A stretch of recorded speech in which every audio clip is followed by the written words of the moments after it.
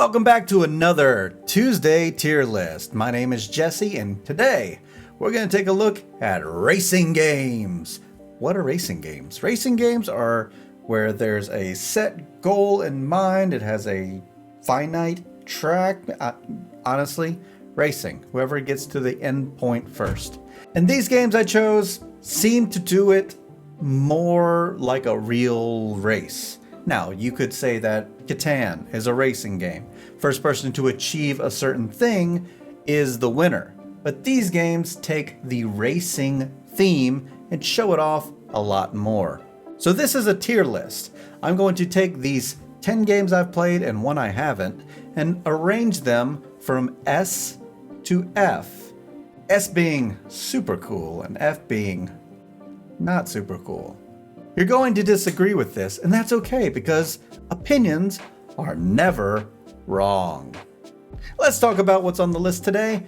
We have Pitch Car, Downforce, Jamaica, Flamme Rouge, Formula D, The Quest for El Dorado, Robo Rally, Lewis and Clark, The Expedition, Around the World in 80 Days, Camel Cup or Camel Up, Super Cup, and Steampunk Rally. The reason we're doing Camel Up Super Cup instead of Camel Up is because we've already done the base game in the Dice List tier list. You can find that in the description below.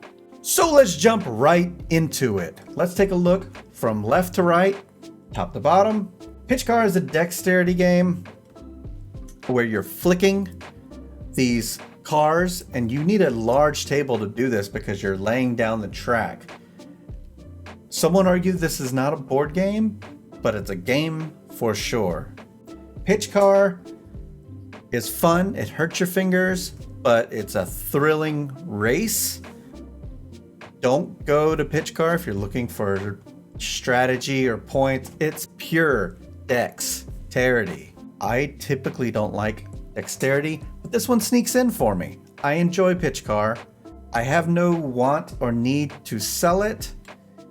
Is it a B game? I think it's a C game. Now, these tier lists are typically my opinions of them. Part of me was thinking maybe it's a C list game because not everyone would be into it. But in this case, Pitch Car, it's best when you have the most players. And if you have people that aren't into it, you need to pretty much set up a whole table for it. It's a C game, but I like it. Next up, we have Downforce from Wolfgang Kramer and Restoration Games. That's right, I'm going over the one that everyone currently is familiar with, which is the Restoration Games copy. This game is fast. It's a little different racing. You know, you're responsible for your cars or car, but really it's about betting. It's a betting game hidden in a racing game. It's a fun game. This game, really quick, I don't need to think about it too much. Ooh, maybe I do have to think about it. Because it's almost an A for me. This is a game I could bring out often. It's like 45-minute game. It plays any number just right. I'm going to make it an A. That's right, Downforce, you're an A. Next up, we have Jamaica. Little background about Jamaica. This is a racing game around an island. Everyone is playing some sort of pirate. And in this game, it's really cool because you're trying to attack the other pirates and get as much treasure as you can and get to the end. The one bad thing that comes out of this game is that rulebook. How thematic though, but a pain in the butt. It's a treasure map rulebook that, you know, you're extending out all the way just so you can read it all. I don't like it. Give me a book. So Jamaica, where does that rank? Am I going to let the rulebook hold it back? No, I'm not. You only need the rulebook like when you start and maybe some references. But Jamaica, I do enjoy. Do I like it more than Downforce or as much as Downforce? Maybe not, but I have a good time when I play it. I think it's a B game. I'm okay with that being a B game. So Flamme Rouge is a hand management racing game where you're trying to get one of your cyclers to the end of the race. This game is as race as it gets. Sometimes you feel like you're not fully in control of what's going on in your bike. It's a decent game though, and it's a decent race. So where do I put Flamme Rouge? We're gonna put this at a C. Or maybe a D. Let's put it at a C. Here we have Formula D, Formula Day. This game, you're rolling dice, you're shifting gears, and you're trying to get to that finish line. You could say, well, that's kind of like downforce, right? Well, it doesn't have the betting, but you're really in the driver's seat in Formula D. However, you're very dependent on dice in this game. Whereas downforce, it's more about the cards you play. So when it comes to Formula D, how does it compare to other racing games that don't use dice? I personally am not a fan of the dice in Formula D. I prefer not to play this game when compared to the ones that I've already graded here. So, for Formula D, I gotta put it in Formula Rank D. I think it's kind of appropriate. Next up, we have the Quest for El Dorado. That begins with an E. Should we put this in the E category? Well, no. This is a deck builder racing game.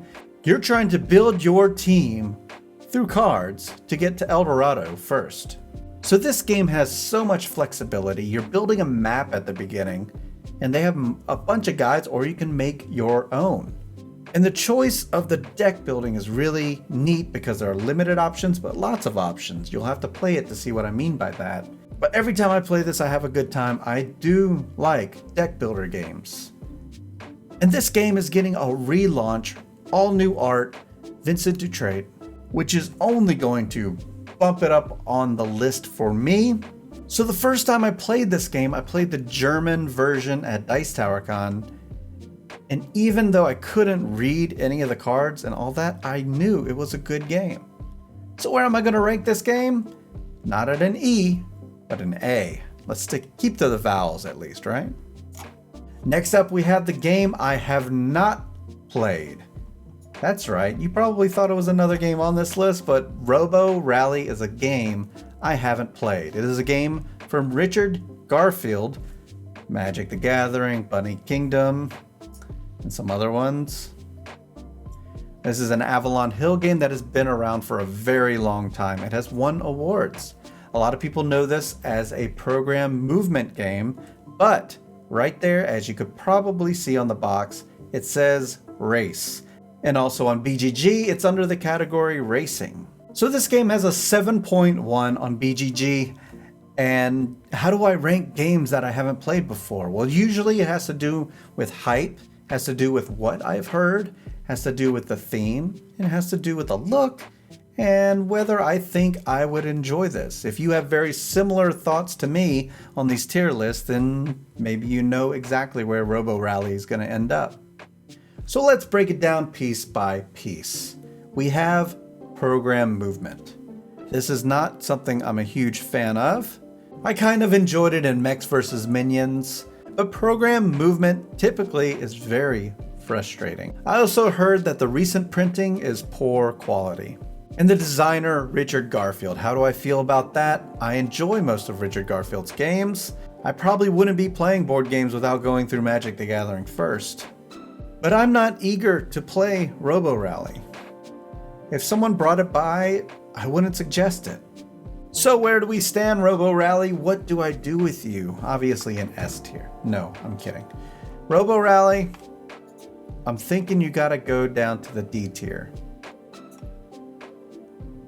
It's hard for me to take a game I've never played, throw it in the F tier or the S tier.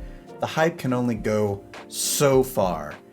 And Robo Rally still has my interest with a couple of key things such as Richard Garfield, such as racing, and the fact that it's just been around for so darn long. Robo Rally, you're gonna stay in the D tier. Almost an E, but you're gonna be the D tier. Do I need to try Robo Rally? Let me know in the comments below. Robo Rally, skip it or pick it up. In Lewis and Clark, you're going from St. Louis to Fort Clatsop and seeing whoever does it first with the help of some natives and some crew. Some people take offense to the words they used in Lewis and Clark, but you can learn so much history from this game. Above that, it's a really just a fun game, also with art from Vincent Dutrait. So in this game, you're going up rivers, you're going up mountains, but sometimes the load is too heavy and you're pulled back whenever you go to camp. But if you're the one to do it the most efficiently, then you're probably going to win this game. The people that come along on the trip can help you with powers to get you to the other side a lot faster. Now this game has a long run time, probably around 2 hours. I wouldn't recommend it with more than 3 players if you're looking for some sort of faster game. But this is a game that comes out often for me. I really do like Lewis and Clark. I also like the dice game Discoveries Lewis and Clark that came out afterwards. Very different, but still a great game. Lewis and Clark is going in the A tier.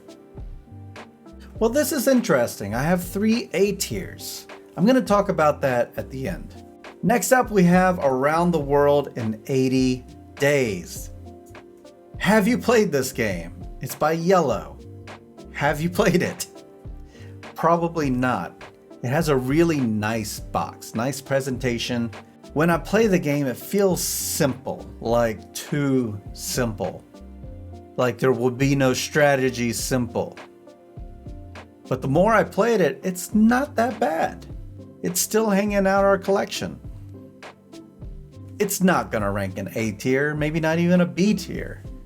I don't know if I would suggest for it to come out again. But there's something about it that just keeps it hanging around. So what is it? The more I think about it, I'm not sure what it is. It's an okay game. It's a game that I might play at a convention. If I hadn't played it before, I would play it at a convention and probably feel like, okay, that was all right. So Around the World in 80 Days, I'm gonna have to throw this down in the D tier.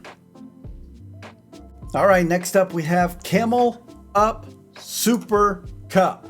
This is a game that is an expansion to Camel Up. It is not playable by itself. Maybe I made a mistake playing all the modules to try it out, and then we played it again with only select modules, but it gets to be too much. We don't need to make Camel Up this complicated. Meow. Adding more to Camel Up doesn't make it a better game. It's already a great game. A longer track was kind of neat for somebody who wants to play with a longer game, but other than that, I can do without a lot of this stuff. So for me, I'm gonna throw this in the E tier, simply because it's still redeemable for its longer track. Finally, we have Steampunk Rally. This is from Roxley Games. This is a game that I've had in my collection. You may have seen it on sale at some point. In this game, you're an inventor, some steampunk style inventor, and you're building this ship out of dice and cards. I wasn't too crazy about it. It kind of left the collection quickly. I like a lot of Roxley Games stuff, but this one was not one of them. The art is great.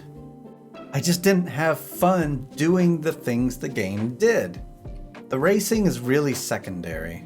It's more about what you make of your invention. So is this game an F rating for me or an E rating? It's not D, I already know that.